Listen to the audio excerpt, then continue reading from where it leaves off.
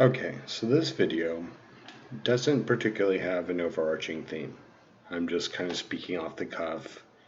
A lot of times I calculate my sentences in advance before I say them, and that's why you'll see me saying sometimes, and then I think of all the sentences I have to arrange from the cosmos. So in a way that is condensed and can probably make sense to somebody. Concise is a good word for that. So I just want to bring up a couple things. So yeah, there's one thing you definitely do not want to do in existence, and I'm going to make this very clear. Never get cocky about hell. Hell is not what people think it is. It's much worse than people think it is. Do not ever, doesn't matter who you are, do not ever get cocky about hell realms. It's like it is just one of those things you just do not do, and definitely never say it can't get worse, because that's a recipe for disaster. Um, and this is kind of cocky that I'm saying this. I'm a survivor of extreme hell realms. I'm a survivor. I've learned how to kind of protect myself. But the thing is, you do not want to get cocky about these kinds of things. It's just like the, I mean, it's crazy. And the second thing I'll tell you is the atheists are right. They're the ones who are right. People will think that's really funny. Some people will think that's funny. They're actually the ones who are right. They're the ones who have the best arguments, and they're the ones who are making things happen when everybody else is ruining the world. And how do I explain that really quickly? So like in a former video that I made, if you want to get your bearings on whether God is good and God made the universe, okay, fine, go for that. But the bearing you need to get is that is anybody's consent in all of existence being violated? It doesn't take very long to figure out A, your consent's being violated, and B, so is everybody else in existence. And that pretty much, okay, so now we have a creator, and we know the creator likes to violate consent. The creator is the great grand consent violator. Okay, that's fine. But that just means that this type of being is not good.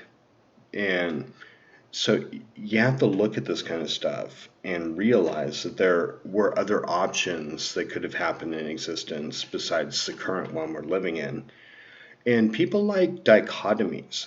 I don't understand this about people, but they really like to make this argument.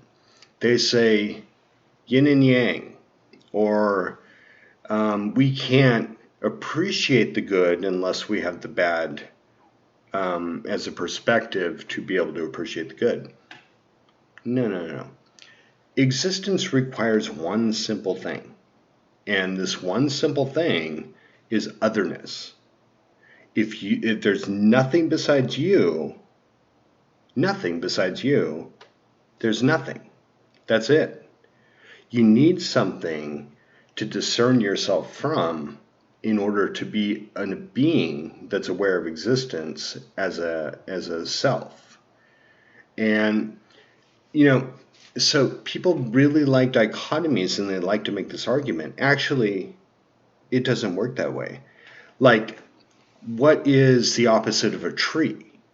A non-tree, I guess. Like what does that even mean? Or there's a tree next to this tree, and they look different. Therefore, one must be evil and one must be good in order for one tree to be distinguished from another tree. That's insanity. You do understand that. The universe does not need evil in order to be good. It doesn't need it at all. And it's like, wow. I mean, the magnitude of the way people try to apologize for all these things in existence are happening that are just beyond the pale, really. I mean, just beyond the pale. And the excuses they make, oh my goodness, it's like, oh, you just have to take a deep sigh when you see how people do this kind of stuff, and it's just like, wow, okay. I mean, as a being who is a survivor of the hell realms, and this is not something most people experience, And I have to tell you, and I said this in another video, I've seen so many things in my life that is just power beyond comprehension that you would think of anybody, I would be believing in a power greater than myself or anybody, or that kind of stuff. You would think I believe that, but I don't. I don't believe that at all, because I don't think a show of power is making somebody suffer. I think a show of power is bringing everybody up. And when I was in those deep hells, and you could say my deepest, darkest hours, whatever that means. When I was in those places and I saw miracle beyond miracle beyond miracle, and they were all hell miracles, it's like, it wasn't like, oh wow, things are great for you. They were hell miracles. I experienced hell miracles. And it's kind of funny because I realized somewhere in the depth of myself all along that a being who is that great wouldn't be that threatened by little old me and need to send me to hell, rather than just teach me some things and send me to a higher state of existence. It makes no sense whatsoever. And so yeah, there's all these beings around the cosmos. Some of them have a tremendous amount of power. I mean, I'm not kidding. Some of them have tremendous power. But the thing is, you have to understand the only way they can show their power is to give you a bad day. Excuse me, I have heartburn. That's why I'm coughing. Those are heartburn coughs. Not fun stuff. But yeah, these beings, they come out of nowhere, and all of a sudden they're giving you like the worst day of your life, and then the next day you have an even worse day. But the thing about it is, you always have to maintain your composure, because ultimately you can call these beings on their bluff. And the way you call them on their bluff is you say, everybody gets everything they want at nobody's expense. That's what I want from you. Right now, that's what I want from you. And all of a sudden, they got nothing.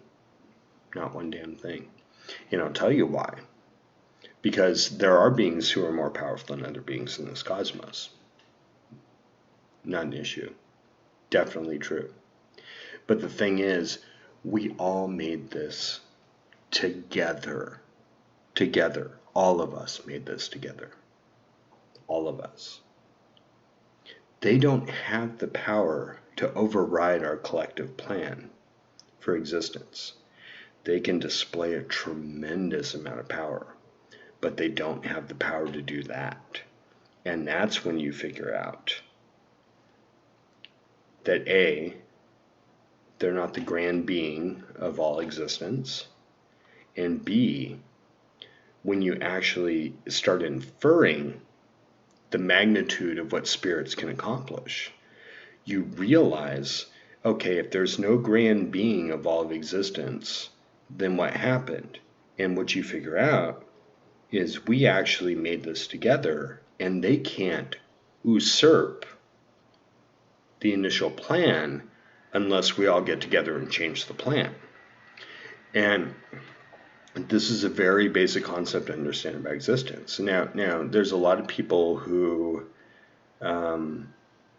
they collect a lot of power from prayers and blessings. It just goes on and on and on. But the thing is, and they made their little splash in the world, even though they didn't fix anything. They made their little splash in the world. But and that's kind of funny in and of itself. But the thing is, you need to understand that, okay, if we hypothetically get enough powerful beings together, maybe we can change it for all of us, against the consent of maybe one being, you know. And this one being would be like, well, I want a reality where I can torture an actual person and see them suffer. And if you don't give that to me, you're violating my consent.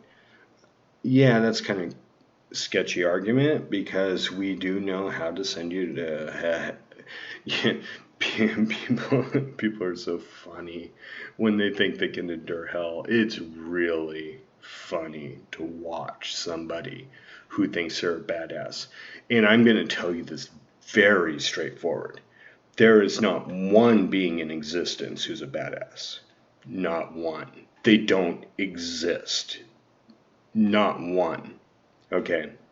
I just want to make that very clear.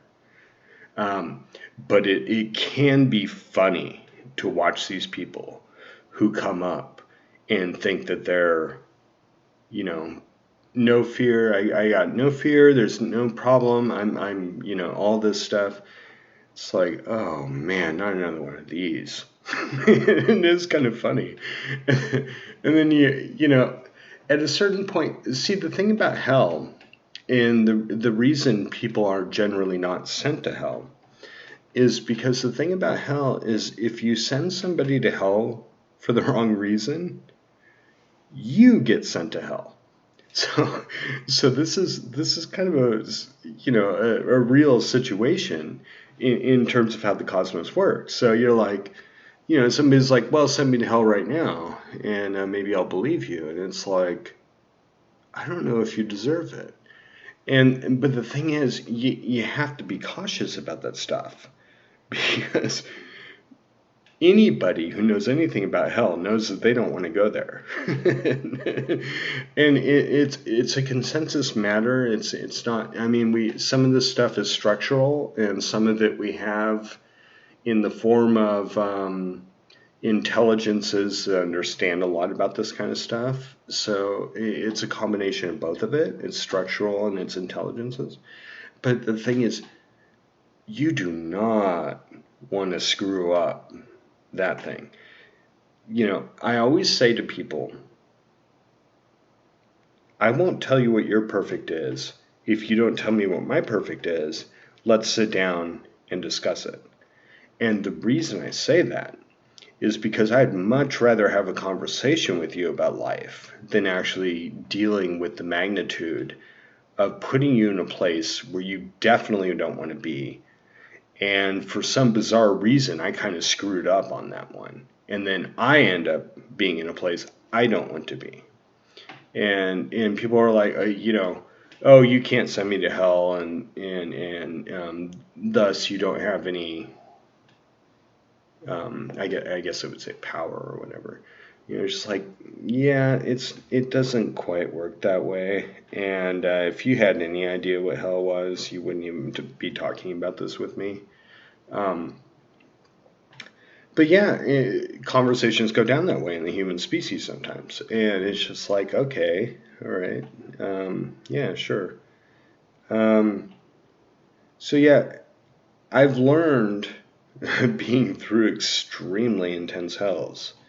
And I've learned as a survivor of those hells how to guard myself in the best way I know from extreme hell realms. This is like, and hell is not cool, actually, because to survive hell realms, you need protection from other spirits. And in a lot of ways, those spirits actually walk through those hell realms with you. They don't have to do that. They do it because they have some kind of faith in you or belief in you. And it's not fun for all the beings involved who have to walk through a hell realm with somebody to try and bring them up the other side. Now, the thing about dealing with hell realms is you have to be a little bit sympathetic. I mean, people have to actually care about you in one degree or another, you know. And if you're not very sympathetic, that's not going to work out too well for you. Um, what else can I say about that kind of stuff? I think I'm going to stop right now because this video is getting kind of